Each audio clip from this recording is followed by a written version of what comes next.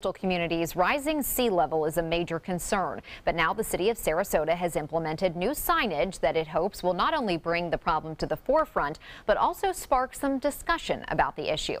ABC 7's Bobeth Yates has been following the story, and she has the details. Well, the sign asks several questions. Among them, what will be underwater if sea level rises? And it even gives you an answer, saying if it goes up 1 foot, that means Ted Sperling Park could be underwater. Up to 3 feet, the access to Moat Marine. And officials are hoping this could bring about change.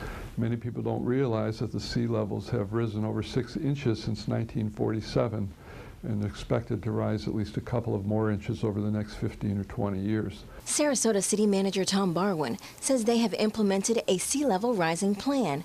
It includes identifying city-owned infrastructure that is vulnerable to storm surges, flooding, heat, and of course, the rising sea levels. Part of that plan includes informing the public about the issue, and they're using these signs to do it. So the whole purpose of the signs is to just tell people what scientists believe is our reality in the future and what we can do to make a best case scenario out of what could be a real problem. I did notice that there was a sign, and I stopped and looked.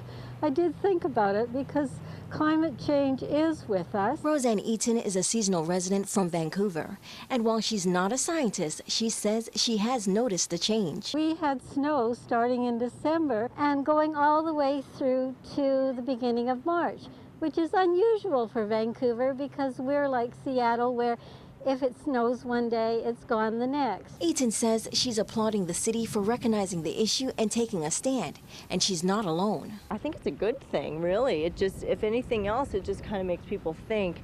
They're actually trying to make people more aware of what's happening and climate change and stuff like that. But not everyone is happy with the sea level rising signage.